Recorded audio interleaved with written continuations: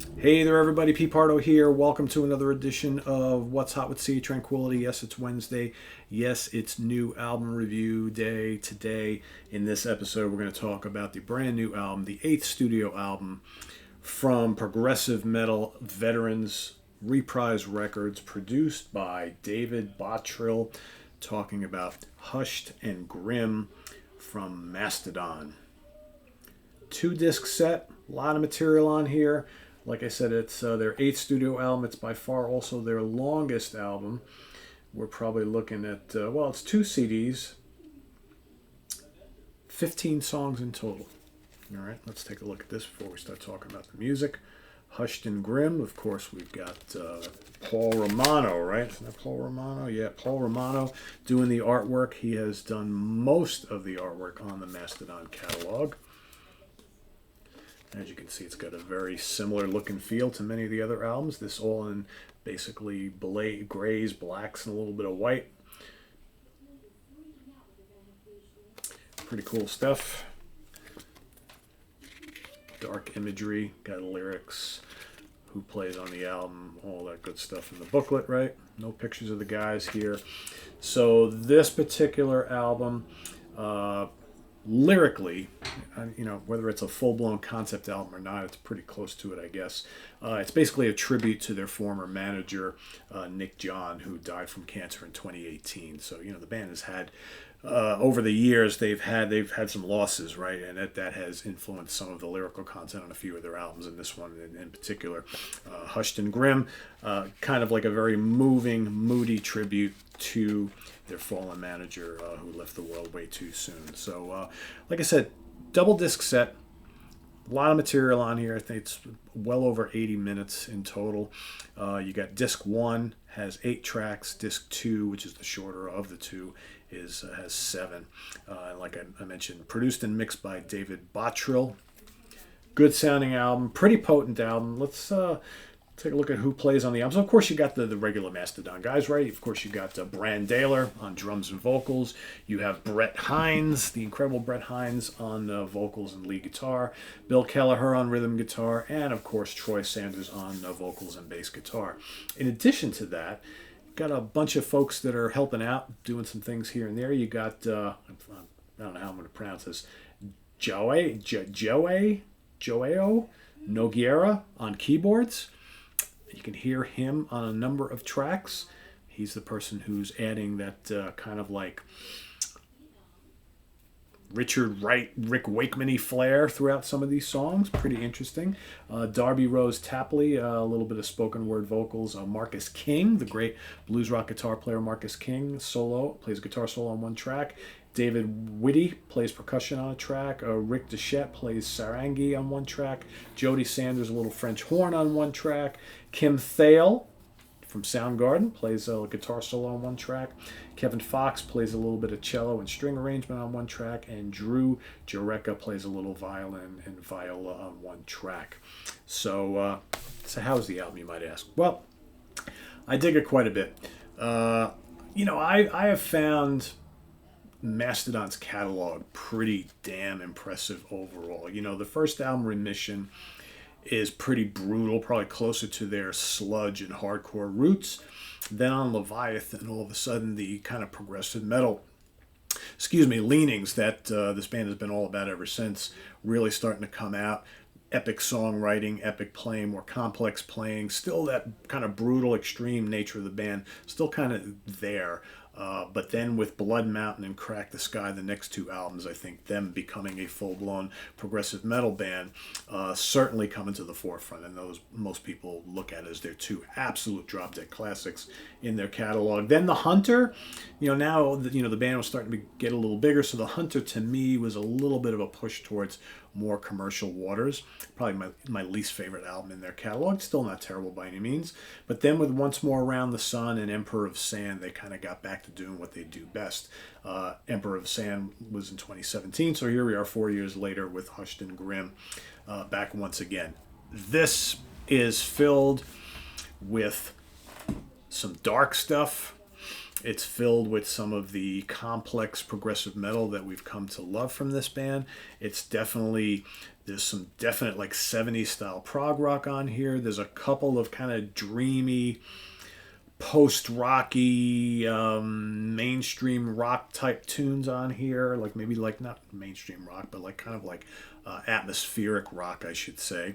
And there's some just absolutely face melting, crushing metal, which, you know, nice mix of stuff. For me, album's a little on the long side, but what I love about it, I really love about it. I think for me, it probably could have, you know, maybe trim three tracks off this, fit all onto one CD. I think it might work a little bit better, and we'll get to that. So it starts off with Pain with an Anchor, which is the first track. The first disc I find overall really, really strong. Pain with an Anchor, the crux, really good. Sickle and Peace is terrific with some amazing guitar work on there. More Than I Could Chew is next. The Beast is pretty sledgehammery, riffy, that sort of thing.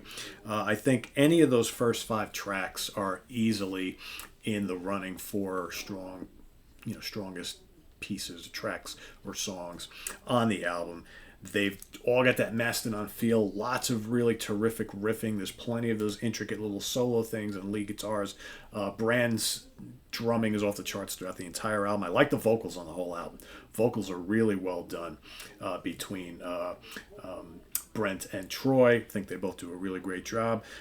Skeleton of Splendor, which is track number 6. Really interesting song. It's kind of mellow, kind of moody, and then all of a sudden you get these kind of cool, like Pink Floydian keyboard passages, and then a really, really tasty lead guitar solo, which, you know, again, just adds this kind of, it's like the soaring guitar solo above like the synths, and it just reminds me of like Animals or Wish You Were Here era Pink Floyd.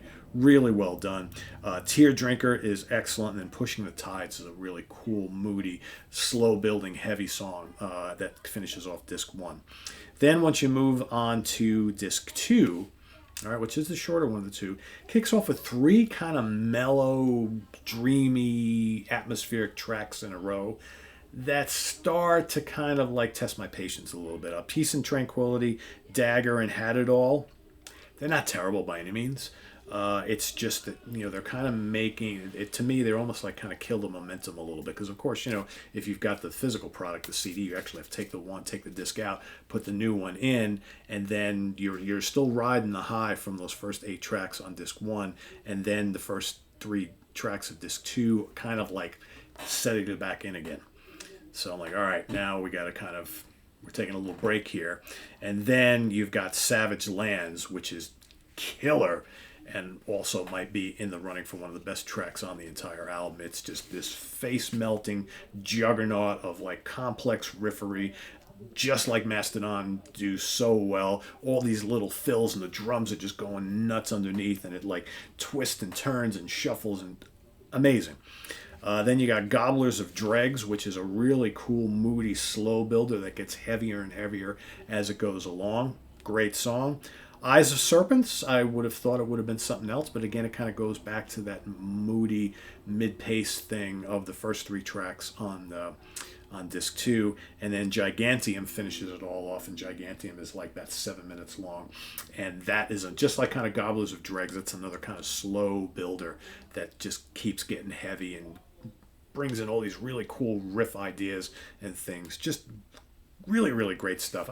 For me, honestly, I really like this a lot, and there's a lot of material here. Like I said, you know, you got most of the tracks. I don't think there's anything under. Pushing the Tides is 3 and change. Everything else is over 4.5 minutes long, and the majority are like 5-6 minutes. Gobblers of Dregs is 8 and change. Eyes of Serpents is just under 7. Gigantium is just under 7. Most of the rest are like around 6 minutes or so. So these are fairly lengthy tracks that allow for plenty of you know, the atmosphere to creep in, for them to build on the riffing. This band is so terrific throughout their career of just like delivering these massive riffs and all these crazy little complex, you know, lead fills and solos and things like that, and then the crazy rhythms, which are just, you know, constantly doing all sorts of amazing stuff. So Yeah, I think the only songs I really it's and I don't dislike them. I just think that they're kind of momentum killers. Is Peace and Tranquility, Dagger, and Had It All. They're not bad tracks at all. They're just really mellow and moody, and it kind of like I almost wonder what this album would sound like if it went right from Pushing the Tides to Savage Lands, Gobblers of Dregs, Eyes of Serpents, and Gigantium. So you would have had three less tracks on here. But you know what? Any Mastodon is good Mastodon as far as I'm concerned. And again, I haven't had this a long time, and I'm still digesting it. So I'm like, listen number 4 or 5. I think the fourth listen I did today, and I'm enjoying it. It's cranking it in the car. It's a very dynamic sounding album. There's lots of little things to hear, lots of nuances. So yeah, it's a good one. Hushed and Grim. If I would have to rank this on our scale of 5 here that we do on the channel, hard to say. Right off the bat, I think if I were to look at their back catalog, I think instantly I might be enjoying this a little bit more than Emperor of Sand and One More Round the Sun, but I like those quite a bit. I definitely think this is a quicker grab than The Hunter.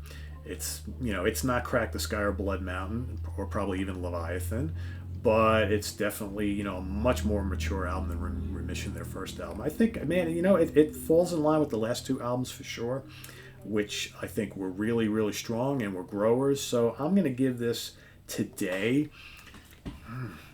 it's an easy 4 out of 5. It's an easy 4 out of 5. Might even move into 4.5 at some point. But for now, based on a couple songs that just aren't doing a hell of a lot for me, I love the rest of it. I love the artwork. I think it's a great sounding record, and I think this is going to be a grower. Today I'm going to give it 4 out of 5. That might rise. That might rise, because there are things on this album that I'm hearing that I'm really loving a lot, and I think I'm going to continue as I keep listening to it even more and more. So there you have it. Hushed and Grim, 8th album from Mastodon. Check it out if you haven't already. It's hot off the presses, just came out, and yeah, it's a good one. It's a good one, folks. Reprise Records. Visit us on the web at www.seatranquility.org. We're on Facebook. We're on Twitter. Of course, we're here on YouTube all the damn time. Thanks for watching. Please subscribe if you haven't already and click on that notification bell. We've also got the link below to our Ko-Fi page for channel donations, the Sea of Tranquility webzine, which is celebrating 20 years on the internet, as well as our merch page, which has all sorts of cool Sea of Tranquility stuff for you to pick up now that the holidays are coming out. So thanks for watching, and we'll see you here real soon with more stuff on the channel. I am Pete Pardo. Take care. Bye-bye.